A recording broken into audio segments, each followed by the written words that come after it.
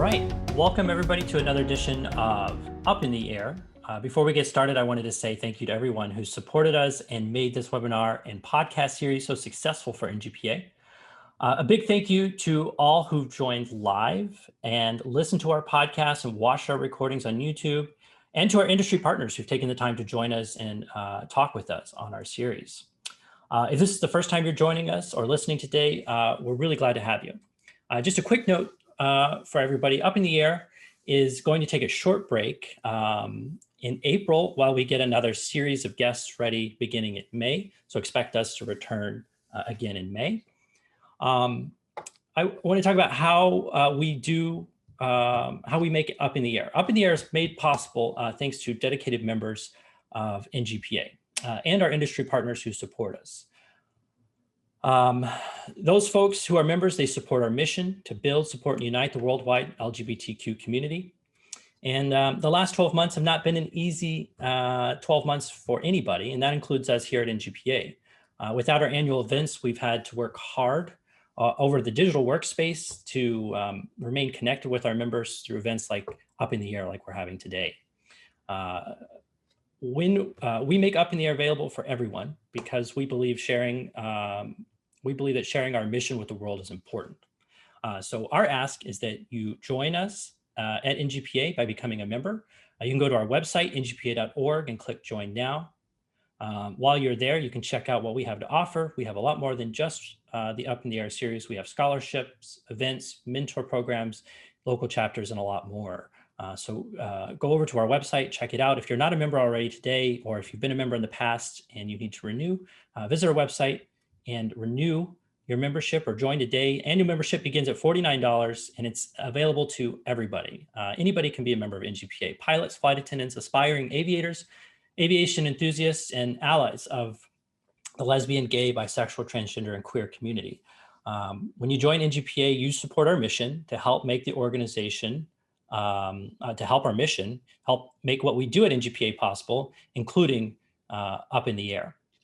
So visit our website, consider joining. There's one more way you can give to NGPA today, and that is by texting the letters NGPA to the number 44321. That's NGPA.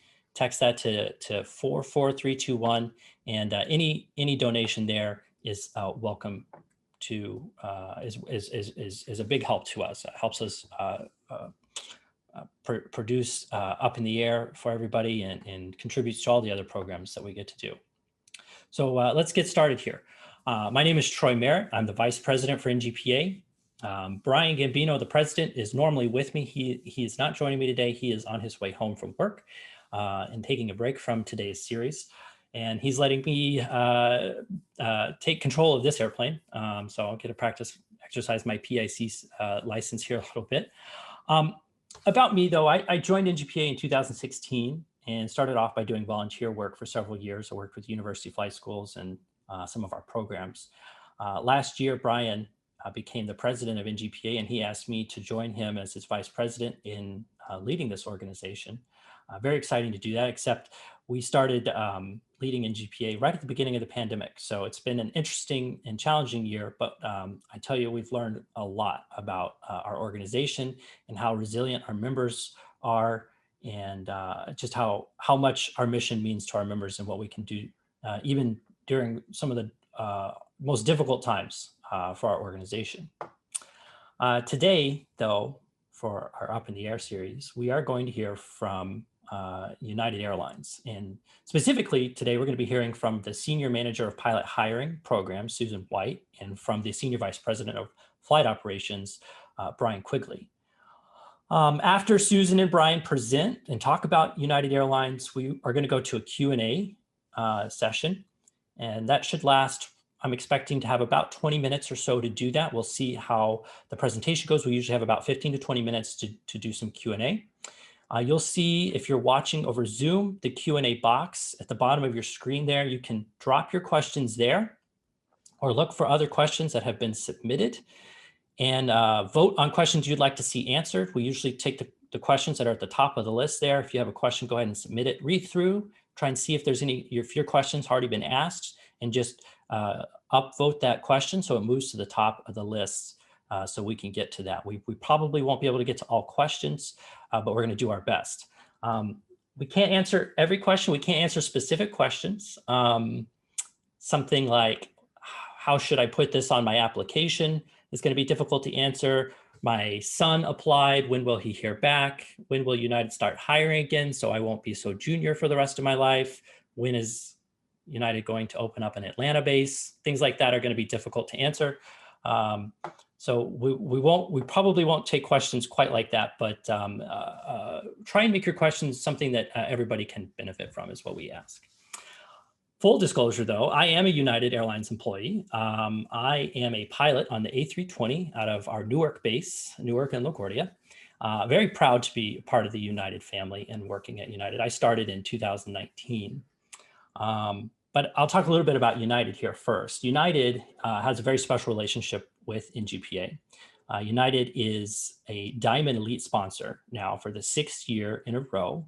In fact, they are our first ever Diamond Elite sponsor. What that may not mean something to everybody, but being that the highest level of sponsor for our organization is it represents the highest level of commitment an organization has to NGPA, and that has meant a lot to our organization over the years. In fact, United Airlines has been the presenting sponsor for our annual Winter Warm-Up and Industry Expo in Palm Springs, California.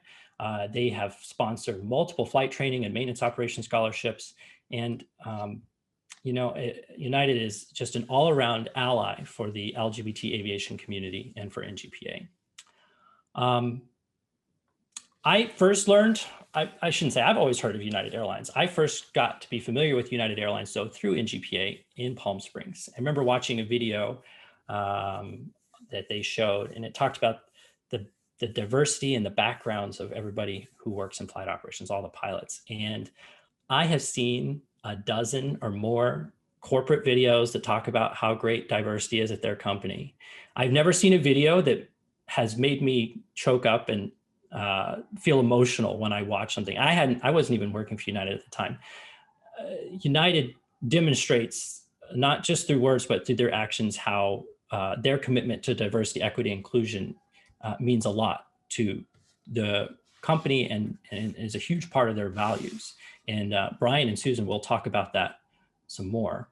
But that's when I knew United was a place where I would be welcome. That was several years ago.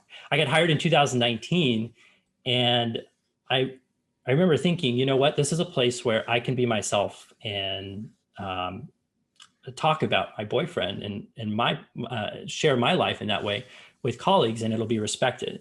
And I was able to bring that to new hire class and in training, and had such an incredible experience with that. My first OE instructor on an airplane was such a huge ally and made me feel like I was right at home at United Airlines. The last 12 months have been frustrating for a lot of people, but I tell you what, United has also done a lot to take care of me.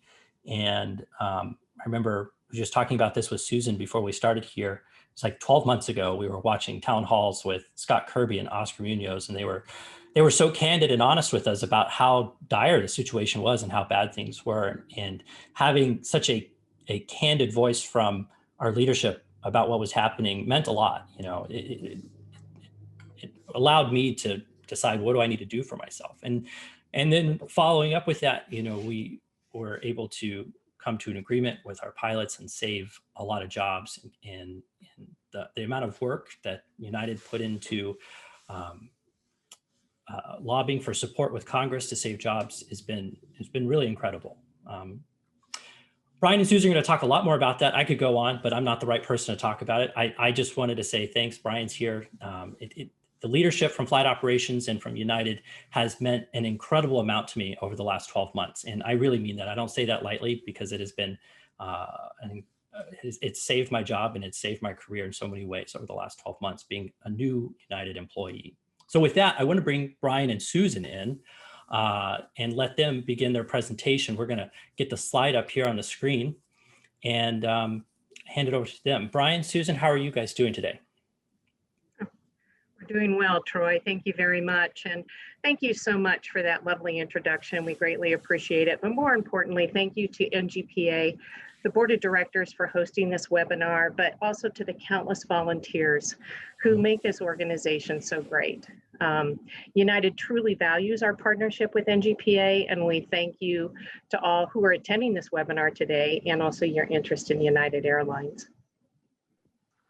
Hey, Troy, thanks so much for the good introduction, and thank you for being a part of the United family, and I hope to fly with you on the Airbus here pretty soon. I'm an Airbus captain, so hopefully we'll have that opportunity. That'd be great. It's a real pleasure for me to be able to participate in this webinar. I've watched a few of the events that you've done over the last year, and it's good to see some of the other leaders on here participating with NGPA. And, I appreciate the comments that you made about our support for the organization. It truly is, a big part of our family, and diversity is, one of the cornerstones of the company. So, Susan, why don't you kick it off for us? Yeah, you bet. Thanks, Bryan. So I'm Susan White. I work at the Flight Training Center in Denver, Colorado, supporting our pilot hiring efforts.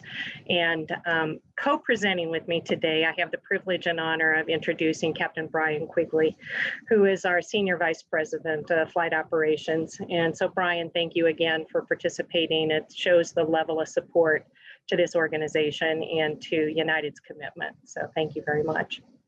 Next slide. So today we have a couple of things that we would like to share with you. We're going to talk a little bit about the history of United Airlines. It's very interesting how it started in somewhat of two separate airlines for Continental and United way back, and how we happened to come around the corner and join again. So Bryan will talk to you a little bit about that. We'll also share a little bit about our United culture, of which we are so very proud of and which really makes United great. We'll talk a little bit about the pandemic recovery or impact, and our recovery, and United on the rebound. And we truly are in the rebound in a very fast way. We'll also talk about our pilot hiring. We do that in two ways, through the Aviate program and then also through our traditional program, and then talk about what's next, as well as answering your questions. Next slide. Thanks, Susan. As I talk about the history of United, I'll give you just a quick kind of glimpse into how I got to where I am, thanks to a lot of great help from incredibly caring, great people. Susan's one of them. I grew up in the Southeast, and like many, my parents were divorced when I was pretty young, and my stepfather, who came into my life kind of late in childhood, but came in and provided the right amount of leadership and discipline at the right time. Otherwise, I don't know what I would be doing right now. But he had been a Navy pilot well before I came along. He was flew during the Korean War, flew in the Navy, flew Sky Raiders, and was had the unfortunate circumstance of being shot down and captured by the United States Marine Corps a couple times. But he tells a lot of stories about that, all of which I listen to, some of which are actually true. And that kind of shaped what I thought that I would do. Actually, when I went to college in North Carolina, I thought that I would be an attorney. And what I discovered is that while I love reading, I like reading what I like to read, and not so much what a professor tells me to read. So I didn't think that being an attorney was going to be right for me.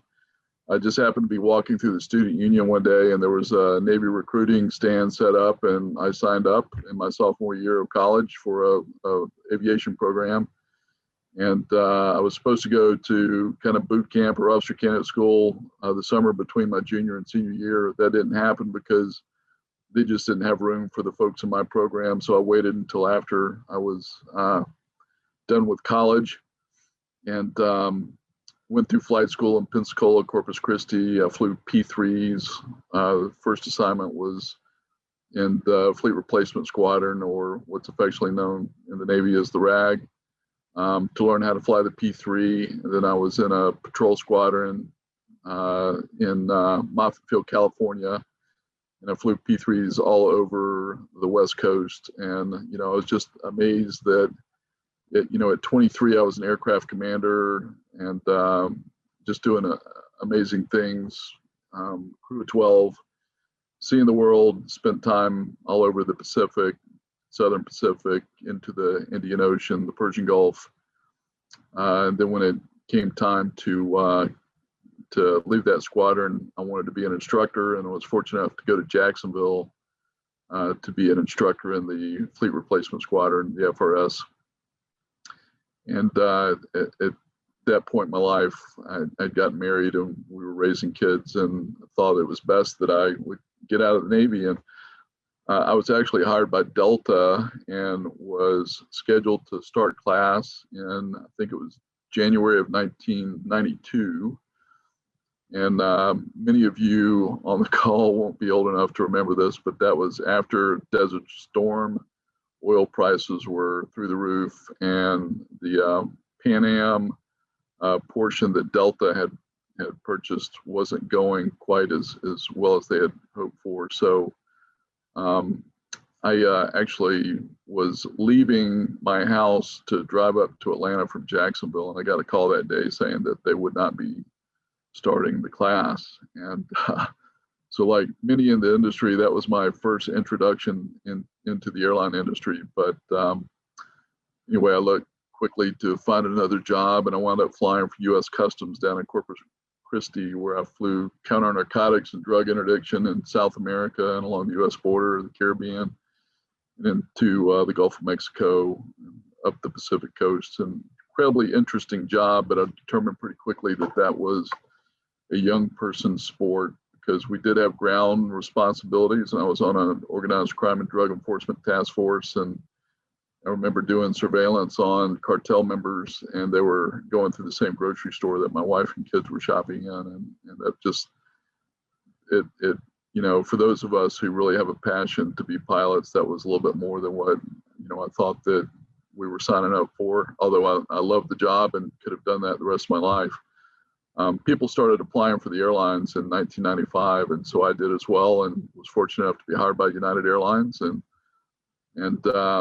was first assigned to a position in Denver on the 737-200, and I've flown just about every airplane that we have here. I've flown every airplane that we have here except for the 787, so that's probably going to be my next stop. Troy, we need to make sure that we fly together before I go to training on the 787. We do have an order book of an additional Airbuses, so maybe I'll stick around for that. We'll talk a little bit about our order book shortly. But I didn't start getting into the management world until about the time that we merged Continental and United Airlines together into one certificate. And after a series of discussions and working on different teams to help integrate the two airlines, I was placed into a first management role. And then, to be honest with you, I just survived really to wind up where I am now. I didn't encounter a lot of conflict, and there was, during the merger, there was a lot of people that were doing really, really hard work, and I felt I was too. And I was just fortunate enough by those who came before me to be selected into different roles and wind up here. So that's where I came from, and happy to talk to any of you or answer any questions about that.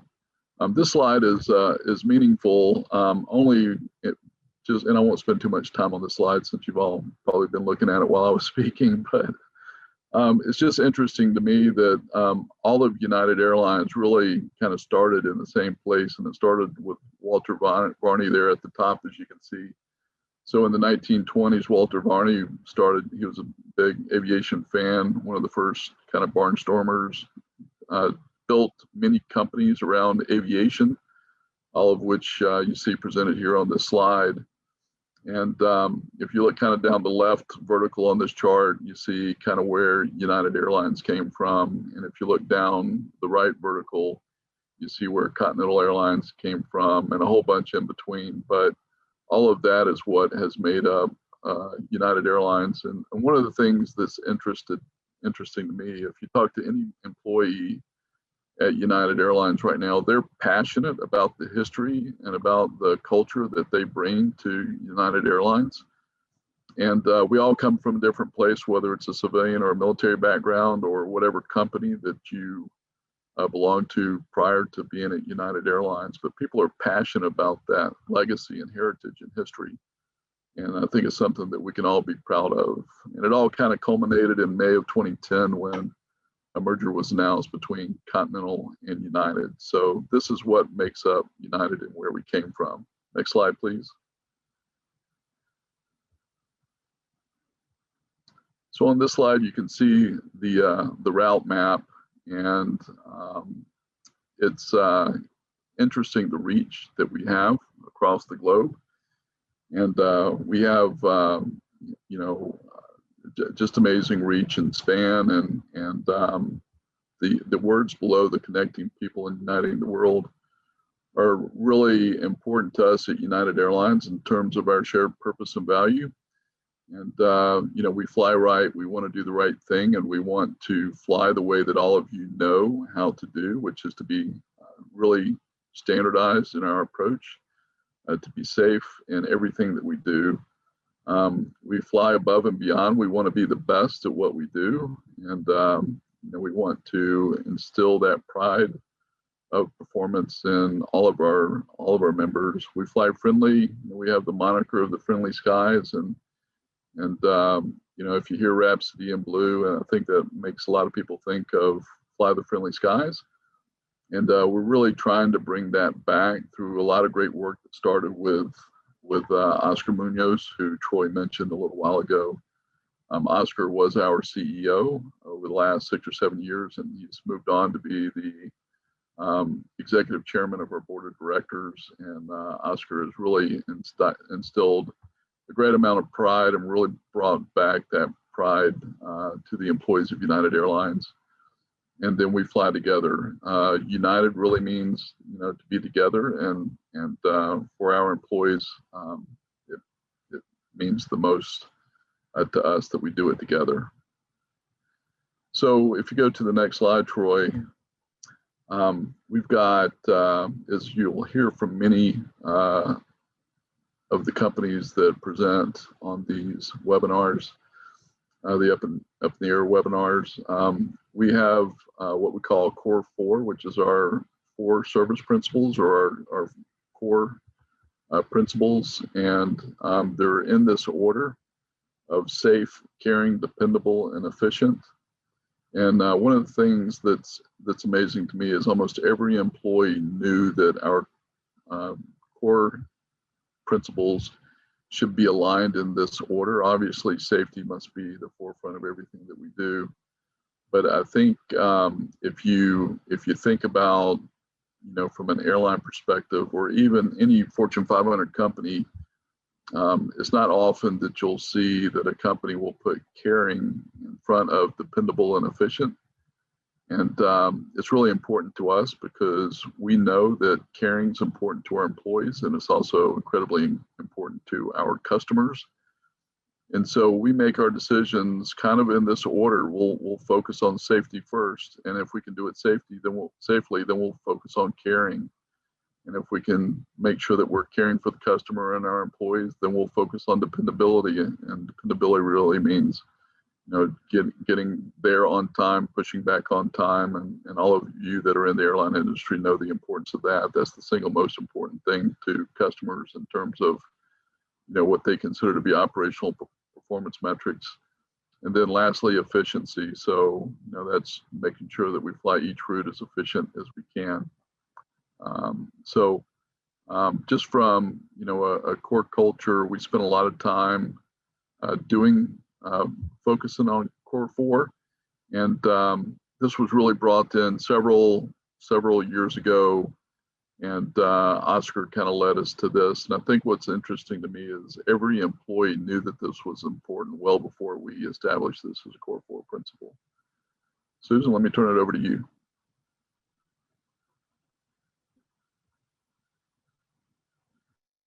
It would help if I could find the mute button. So thank you very much, Bryan. And thank you for that, because I always state when I'm at a recruiting event or with anybody, it's so important that you get to know the company that you're working for. So we just shared our core values and our shared purpose. And while that's very important, and we're in the business of bringing people together, we're now even aiming higher.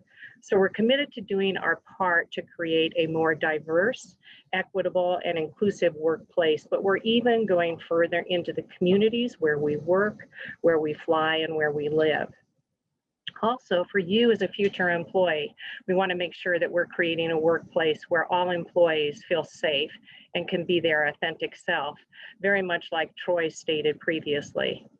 So on this slide, you can see that making diversity, equity, and inclusion is part of our DNA, and we are working so hard in this area. We have 4 pillars that we're focusing on: culture, representation, equity, and brand. And then also, for the first time in company history, we're releasing our diversity data, and we're sharing the US diversity representation data while also being committed to being far more transparent in those demographics. So that was very groundbreaking for many companies to be able to do that. The other thing that we've done is we've had many firsts. We've had the first Hispanic CEO, the first Black president of a major US airline. We've had a first female a chairperson of our board of directors. That's Jane Garvey. That was from 2018 to 2020. We also we were the first airline to offer non-binary gender booking options. We're the only airline on Diversity Inc.'s top 50. We're the Europe Hall of Family inductee. You know, I could go on, but we have many opportunities that we've been able to state that we're working so hard, and it's proof is in the pudding. The other thing that we have that is very significant at United is what we call business resource groups. So these are organizations or groups that enhance diverse representation, also inclusion, and they increase awareness and also help us to develop a culture of relationships and understanding of people of all backgrounds. And those BRGs include LGBTQ. We have one for women called U-Impact. Multicultural, veterans, all abilities, next gen, Black and African American.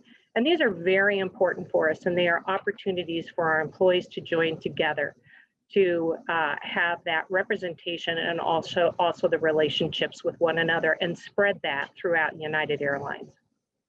Next slide.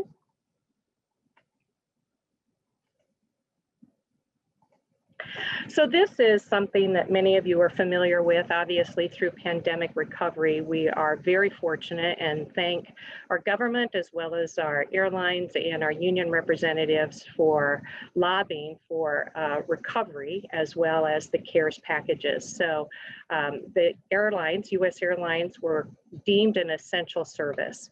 And because of that, CARES 1, 2, and 3 offered multiple financial packages and passenger airline aid for us. And so I won't spend a lot of time on that, but as you can see, we were able to recall all furloughed employees since October 1. There were other opportunities, especially in CARES 3. We rescinded all layoff notices. We kept our employees on board. So this has been vital for our recovery because the airline industry is absolutely a global component for all economic vitality, and flying the globe and flying the world is what United does. So we're very appreciative of the aid that we've had. However, next slide, please. This is interesting because I always say individuals in the aviation industry, especially in pilot hiring, but especially, I guess it's aviation altogether, it's not for the weak. There are a lot of inconsistencies and a lot of volatility. In the last, let's just say 25 years, you can see the chart on the left-hand side, lots of peaks and valleys. And it seems to be kind of in a 10-year cycle. You just think everything is going well and it's okay to come in or come in from out of the storm, and then all of a sudden here you are. So you can see that, you know, it started all the way from 78 airline deregulation. There were massive or major strikes, air traffic controller strikes, pilot strikes. Look at 2001, 9/11, that brought us to our knees. And then you're looking at 2003, there was SARS, and we thought that was significant compared to where we are today. But then we were hit by the global financial crisis in 2008. And 2020 came along, and actually a year ago this month, and hobbled the airline industry and brings us to where we are today. But we truly believe that getting hired at the beginning of the wave is extremely beneficial. And we have opportunities for that, and we'll talk to you about that in just a little bit. Next slide, please. So I'm going to spend a little bit of time on this. I want to talk a little bit, first of all, about our fleet and our network. And I know Bryan's going to go into far more detail in that. But we do have the largest wide-body fleet and the most comprehensive global network. Now, I always say that's a great strength, and at times like now, it can be a liability. But during this time, we did not retire any aircraft permanently for COVID-19. And as a matter of fact, we're still taking deliveries. We were able to return the 737 MAX on February 11th. And during this time, while aircraft has been parked, we've been able to refresh our premium products and cabin refurbishments. I also always say that those individuals that are joining now, if you want to, you would have the opportunity when you retire to have 4 stripes on your shoulders, flying our international market on a wide-body aircraft. And not every airline has the opportunity to say that. So when you're looking at airlines, certainly the fleet structure as well as bases, that's the next opportunity, are something that you may want to consider and look at. We have bases all over in some of the best cities. And where there are bases, there are other jobs. So I know pilots are very near and dear to many individuals on this call. However, we also at these bases and other locations have positions that would be in tech ops, in in-flight, finance, network ops, marketing, even human resources. So you have the opportunity to have employment in airport ops. You have the opportunity to gain employment at United all the way across our United States and also globally. We've also increased quite a bit of service to Florida and that Eastern corridor. As I stated, I work at the training center here. The Flight Training Center facility is the largest flight training facility in North America. And we almost have, I think we're very close to 40 full motion sims, and it truly is cutting edge technology. And that's across the United States and at our other locations, not even just at the Flight Training Center. We have invested heavily into our training and our technology.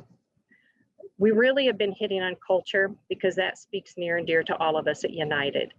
And we continue to make it diverse, have an environment for diversity, equity, and inclusion, and also to be an airline where employees truly feel comfortable in coming to work. And I know that Troy mentioned we're a very proud sponsor and ally of NGPA, and we've been the top Diamond Elite sponsor since 2021, or in 2021, I'm sorry, and for the last 6 years. And we work hard at that, and we're very proud. And then just finally rounding it out, looking at our industry leadership, what we've been doing during the pandemic.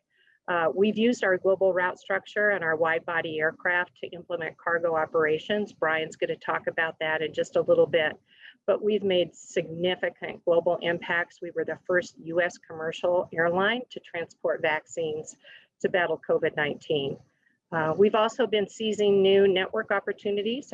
India, also we've captured markets in Lagos and Johannesburg. And then also during the initial phases of the pandemic, we've been working heavily with Cleveland Clinic and Clorox. So we've launched the United Clean Plus program, a little hard to say. And we've been able to deliver industry standards for cleanliness and healthier travel experience. Also our Eco Skies. So very bold statement. We've been doing a lot in this environment with our clean initiatives.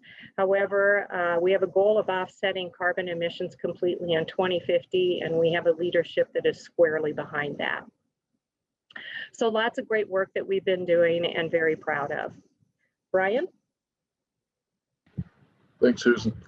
You know, this pandemic has affected just all kinds of businesses in different ways. I'm currently in downtown Chicago at Sears Tower, the Willis Tower. from my office. And Chicago is really suffering from the effects of the pandemic, and it's caused businesses to look, at different ways to innovate, to be able to continue to earn revenue so that we can keep the company going.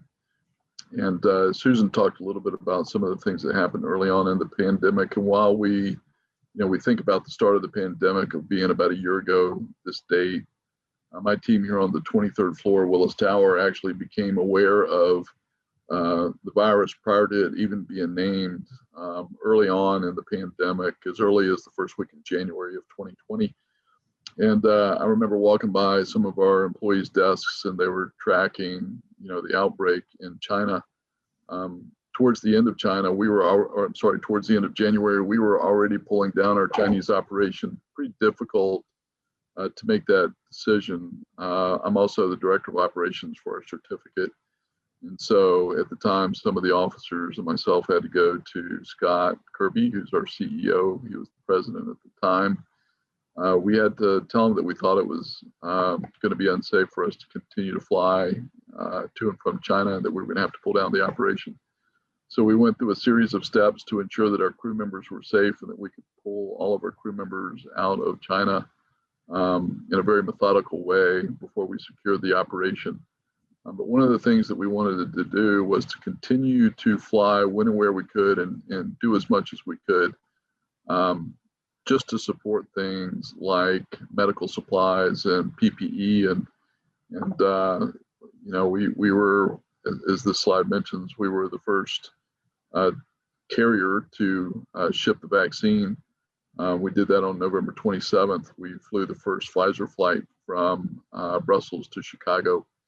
We worked closely with the FAA to increase our authority to carry dry ice. Pfizer has a unique container that is a cardboard box that has a specific sensor in it, and it's packed in a way that it reduces the amount of CO2 is emitted and from dry ice. And we were able to increase our authorization to carry so that we could bring as much vaccine into the United States as we could. And we brought in just hundreds of shipments of vaccine prior to the vaccination being approved.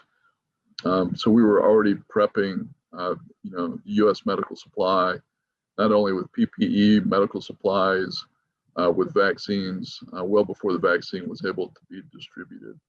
We've set some records here recently on cargo, just in the last month, out of Frankfurt with our 777-300 and our 787-10. Is two of the airplanes that we've continued to fly as much as we can. The pilots at United who were flying the 787 would tell you that it just feels to them like it's been business as normal, although they're flying a lot of cargo flights and other flights. 787's been flying quite a bit. The 777-300's been flying quite a bit just because it has great cargo capacity. And this has been a unique part of our business. Jan Krims is our vice president of cargo and president of United Cargo.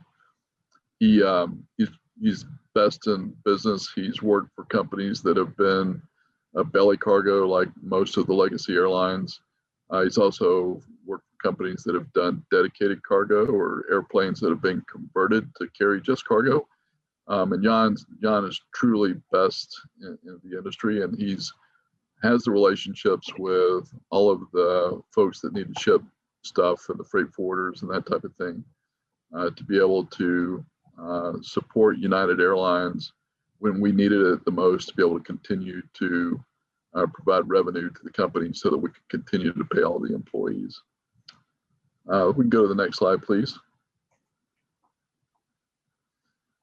This slide really speaks to Flight Ops winning strategy, and I'm not going to read from the slide. I'll just tell you that, Susan showed you what the impact of previous crises have been.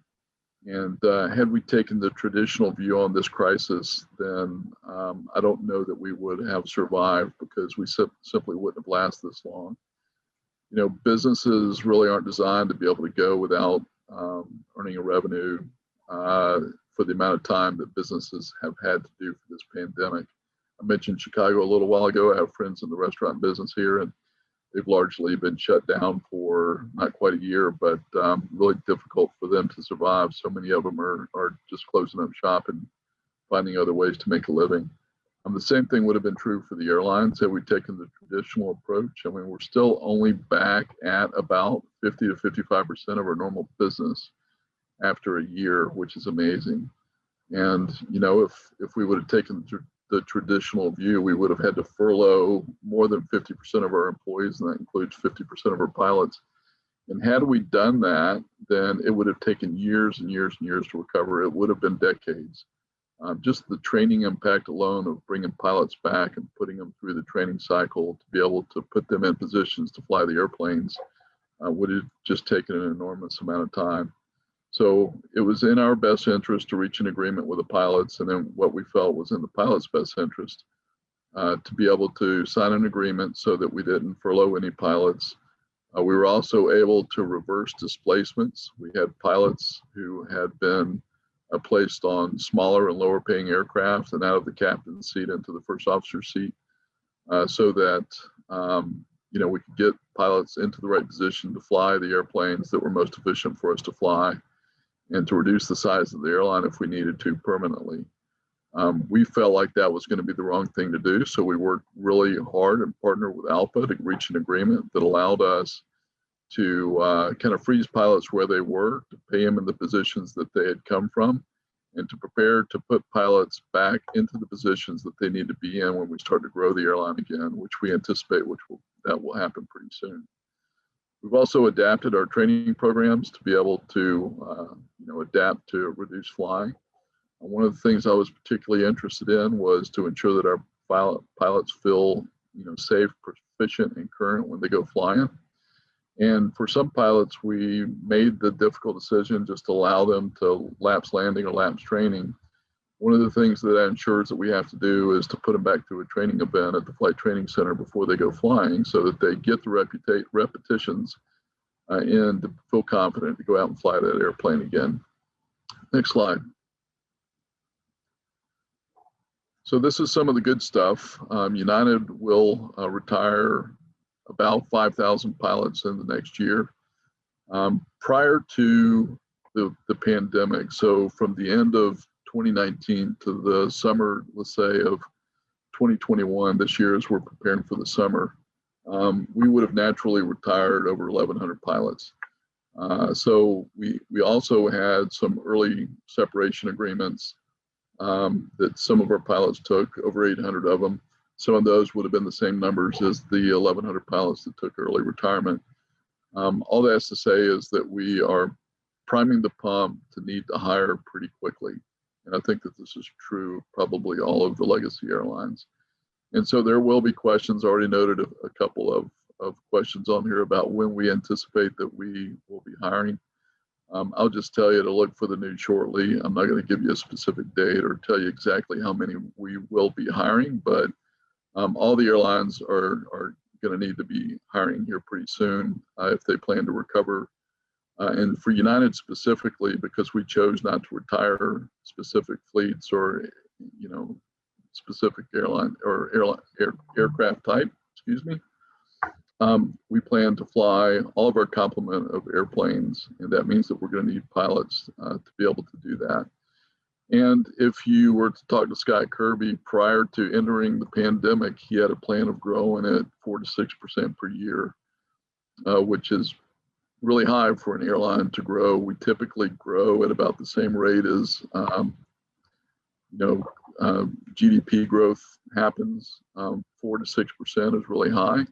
For flight operations, it's actually more than that. That really means about 8% because as we grow, airlines typically think of seat miles. And if we were to grow the wide body seat miles, that means more block hours for pilots because it's augmented operations, meaning we have more than 2 pilots on those aircraft.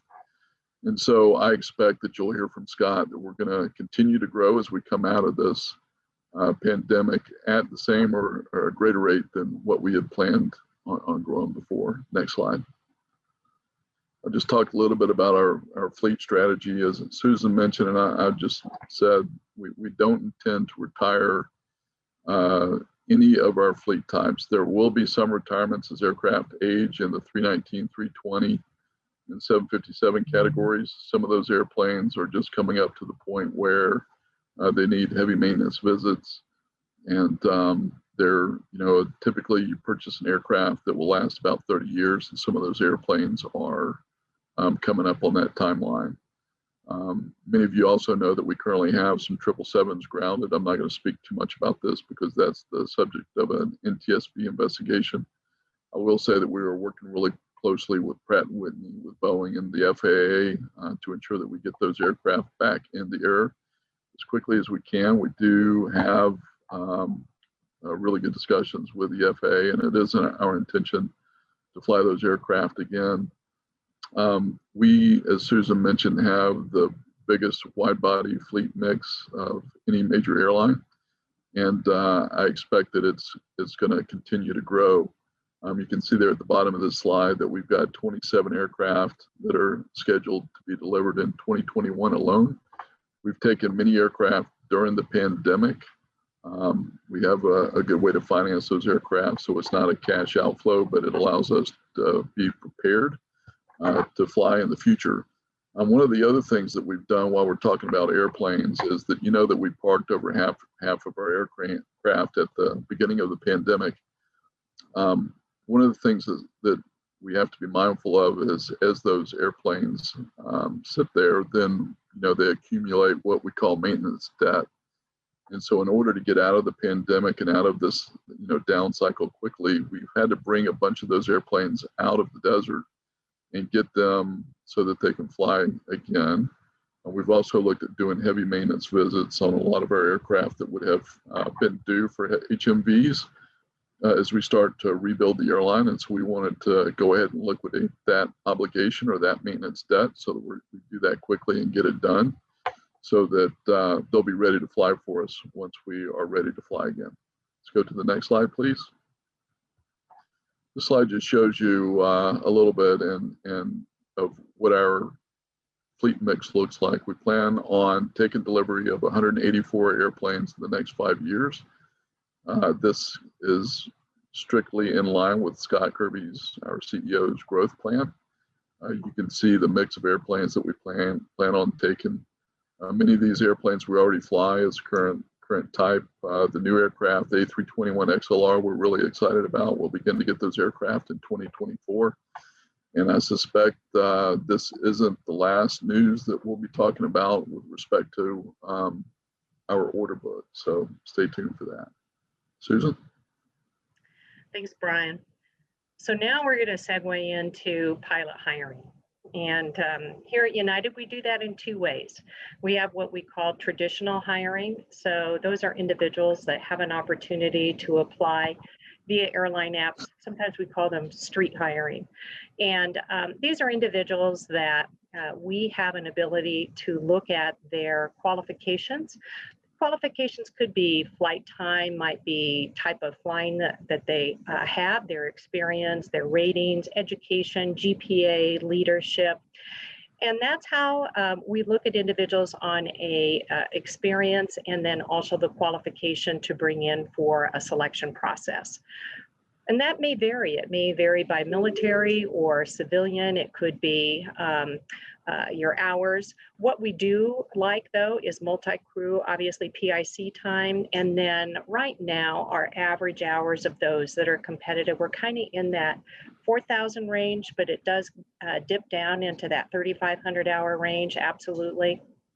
I did see one of the questions talked about, do you have to have PIC time? Is that mandatory? And I will tell you, we do hire first officers and we've had that opportunity. We do value PIC time. We like that leadership.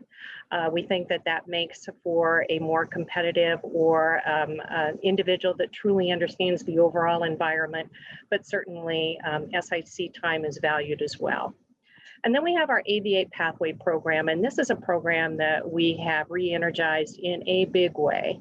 So same thing, applying through airline apps, but it's an opportunity where we've created a chance to select candidates well before our traditional process.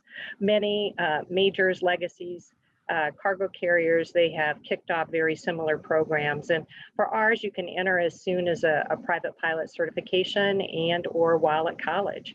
I'll talk a little bit about that in a slide or two. And you could receive a conditional job offer, which will then allow you transition through our pipeline or through that pathway program without an additional interview at United Airlines. Now, you may need to have a different interview or additional interviews at our Aviate partners, but you may be coming to Denver, Colorado for an interview at United, and that could be your last interview with us as you go through the pathway program. Also, if you're selected, there's a defined path with an opportunity to get to our dedicated regional environment, but you also receive a coach as a participant and quite a bit of development and oversight in that pathway as you're becoming a participant and entry to United. Next slide. I think many of you are probably familiar with our traditional pilot qualifications, and these are also listed on airlineapps.com, and they're very familiar and similar to our other legacy and major carriers. I will kind of point out one area: the bachelor's degree for us, or a college degree, is highly preferred.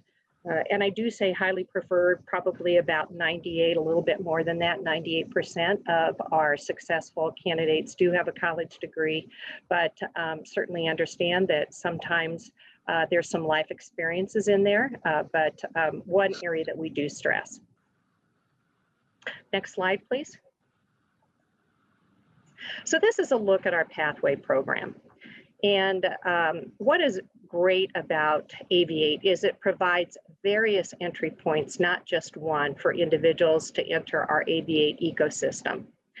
Most recently, we purchased a flight academy called Westwind, and it's in Phoenix, Arizona, and soon we will brand it the United Aviate Academy. Ab initio training, 0 to hero, you have that opportunity to enter with 0 hours, or you could even have a chance to enter as if you have a private pilot certificate, but then you could go through and get all of your ratings at our Aviate Academy. We also have various partners that are in the 141 university environment, as well as flight schools, also 135 carriers. And then I will share with you those partners on the next slide.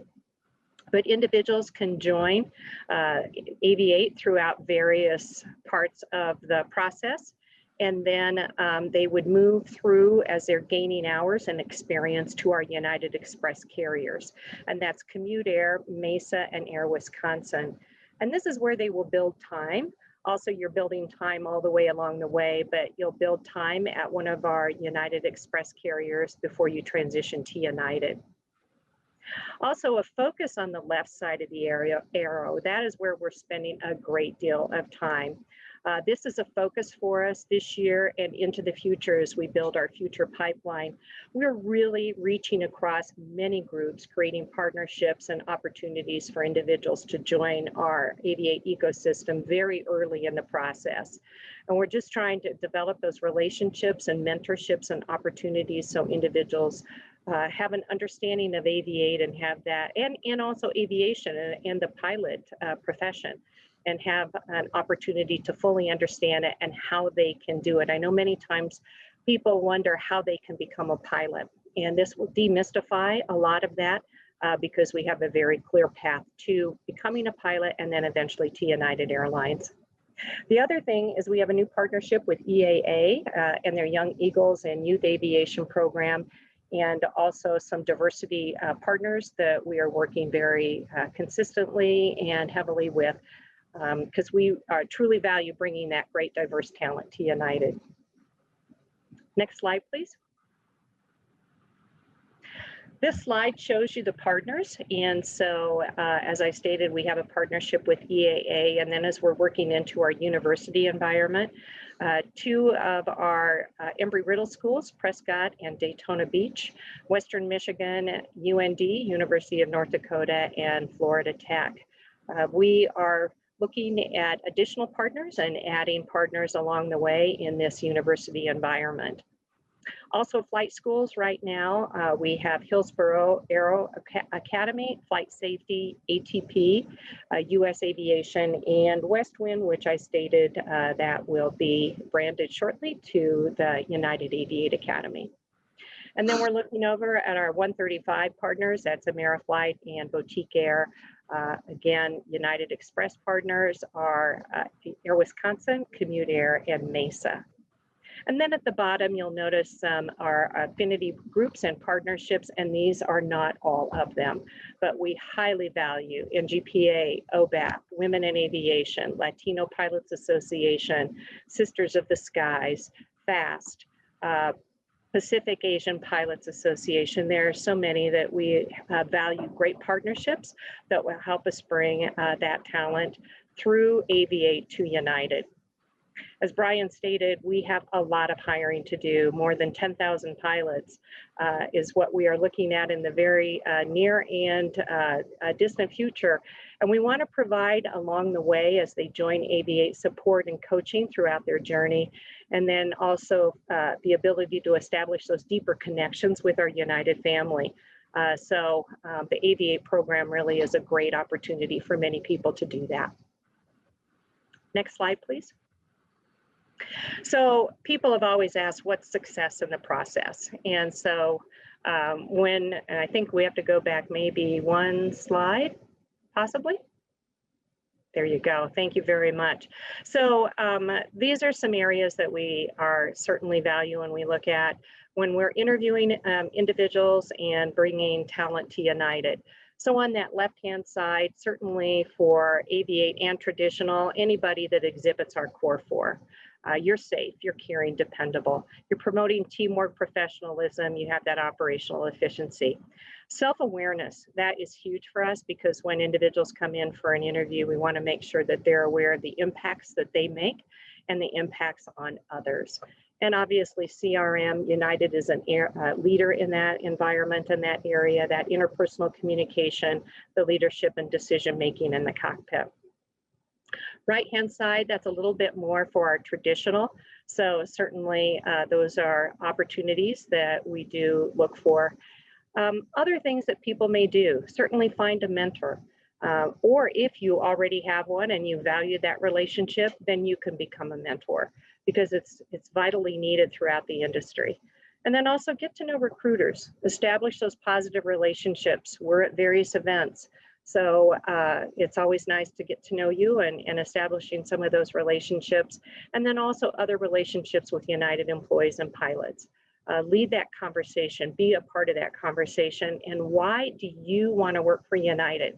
I think that's one of the most important questions, or can be one of the most important questions that we ask in an interview.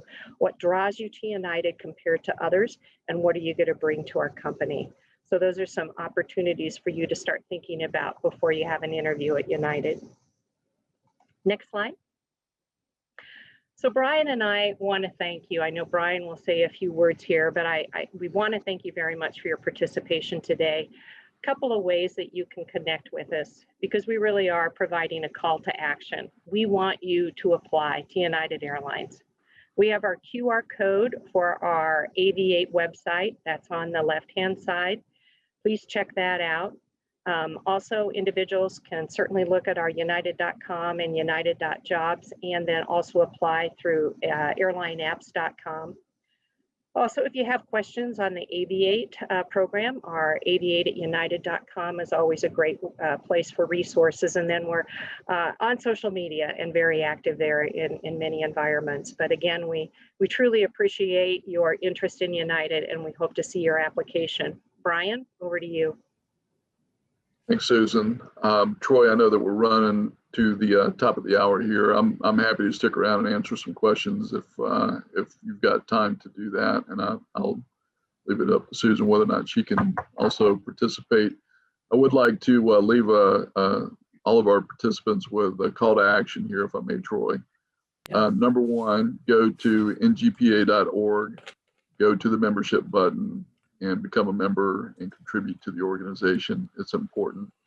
Our relationship between United and NGPA is really strong, and we need to do everything that we can to support the organization. As Troy mentioned, the pandemic's not only had an impact on airlines and other things, but also the support organizations for all of you out there. Typically the organization would receive funds through different events that they would host, and it's just been really difficult to do that. So please join the organization. Number two, use that QR code that Susan mentioned. Go to the different websites. Follow us on Instagram and Twitter if you do that. Aviate has a site. United has a site. Please participate and follow us in those areas. And then many of you will have specific questions around timing of hiring and different things that we're going to do with Aviate. I would just encourage you in the next couple of weeks to please pay attention to the news around this and look at these social media sites, because I think that your questions will be answered over certainly in the next month, if not coming weeks. So Troy, let me turn it back to you. Thanks for having us participate today. Hey guys, thank you so much. I mean that a lot. You guys gave a fantastic presentation, a lot of information, a lot of little nuggets in there. I love that. I'm going to go through a few questions here, maybe spend about 8 to 10 minutes, and I'm going to pick some of the top questions here we've got. But I really appreciate your call to action there too, Bryan. United support really does mean a lot to NGPA. All of our industry partners, our members, enable what we do. It enables all of our partner organizations like Women in Aviation, OBAP, the Latino Pilots Association, all of them. And the sooner the airlines can get into recovery and start growing again, the sooner all these partner organizations can start growing and being a big part of the aviation landscape again. So with that, I'm going to go to a few questions here, and you guys can decide for yourself who wants to answer. One of the top questions we have now is about Aviate, and I wanted to mention who, I forget his name, is Captain. He has an Instagram, and he answers a lot of the Aviate questions on his Instagram. I can't remember his name. Susan or Bryan, do you know who I'm talking about here? Kurt Brunges. Brunges, yeah. Brunges. Yeah. Kurt Brunges. Yeah, he has an Instagram. He does a great job of taking questions and answering very detailed questions about the Aviate program, but kind of a broader question. And there's a question about military people here too. As specific as you'd like to be, how much of the pilot hiring pool is going to come out of the Aviate program as we go forward? It seems like this is all the airlines are going towards a pathway program like this. Yeah, let me take this first, Susan, and then you can fill in any detail or correct if I missed this. We were, one of the most difficult decisions that I've had to make in this role as a senior vice president of flight operations was to postpone a class that was scheduled to start almost a year ago. That was a really difficult decision. Susan and I had some heartfelt conversations on that. We reached out to every person that was in that class. Susan, I know that you spoke to every one of them, and I spoke to most all of them. Our intention will be to start with those that were in that class and with anybody that has received a CJO, and we'll have contact with those people and go through the necessary steps to ensure that they're still viable candidates. I won't announce the timing on that. I just expect that that's going to happen pretty quickly, and hopefully that satisfies any of you out there that have that question.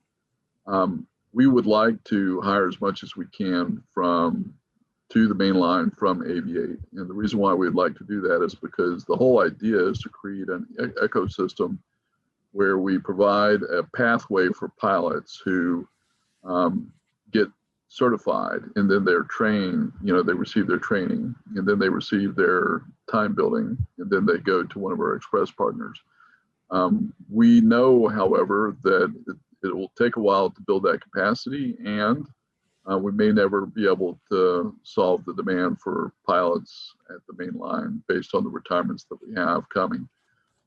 We will always be interested in traditional hires that come to us straight from either other airlines. I see a question on here, do we hire from cargo airlines? Yes, we do.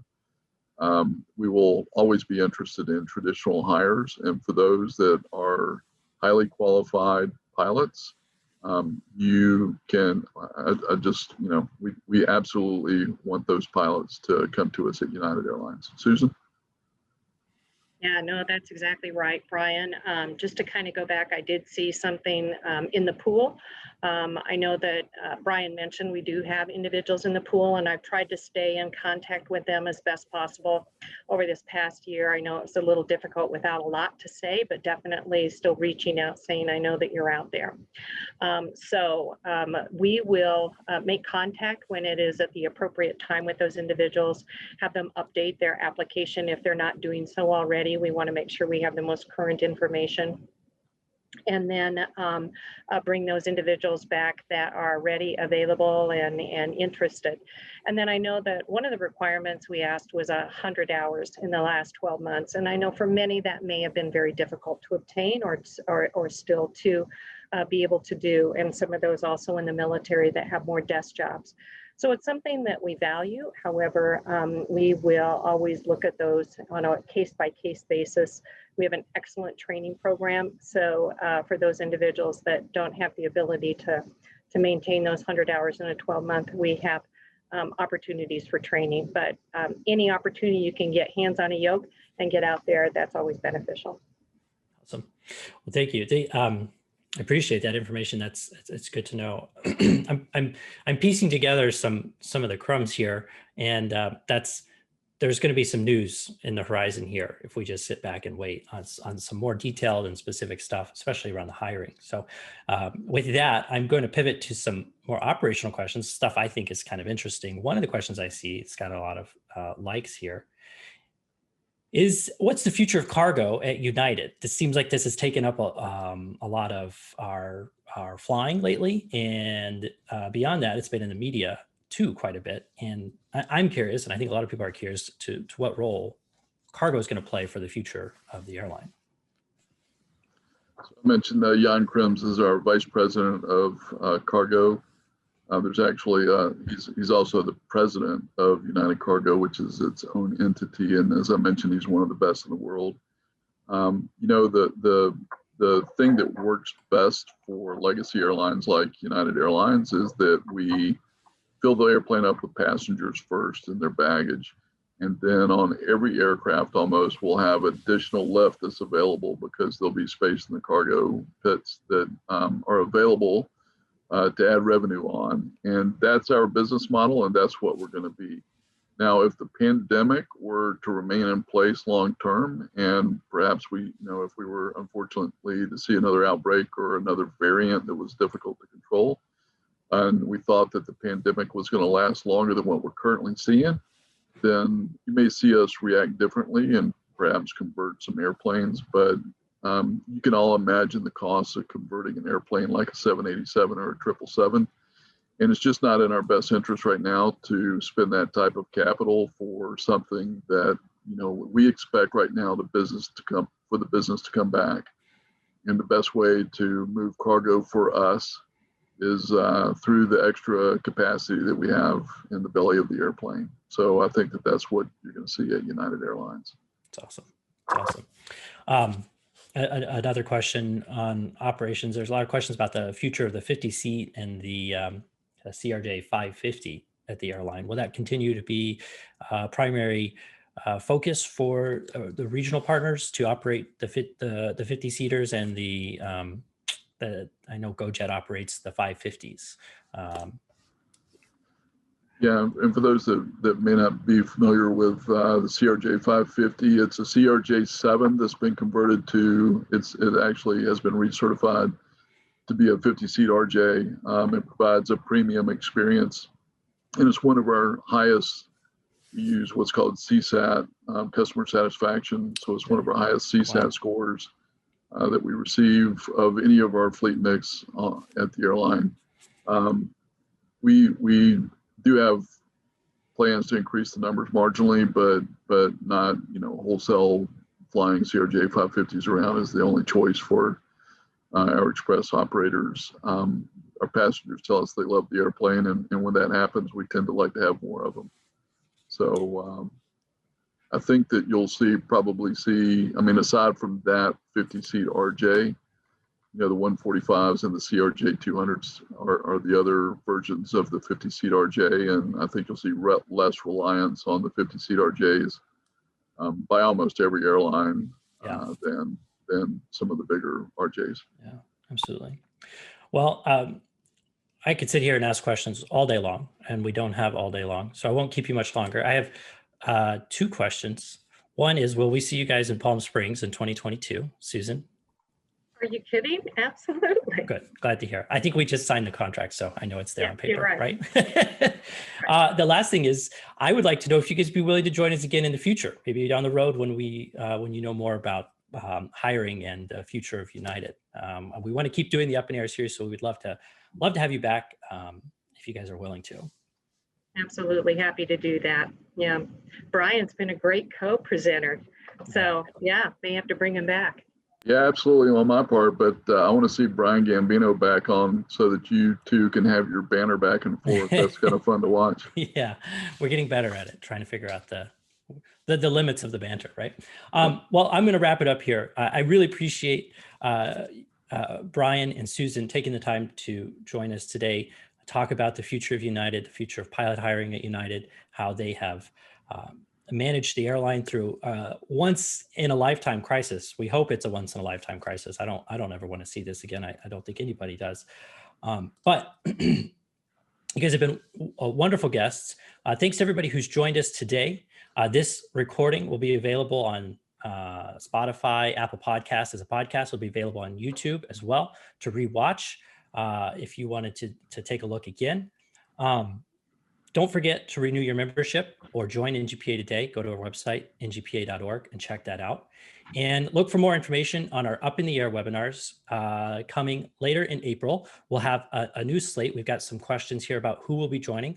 We're working on that list. Expect some of the airlines you haven't seen yet join us for our Up in the Air series and for other conversations with on a variety of different topics in aviation. And we're looking at even having like the FAA here to talk about working for the FAA and what type of jobs they have. So thanks again, everybody, for joining us. That's it for us today. We'll see everybody next time in May when we bring back Up in the Air.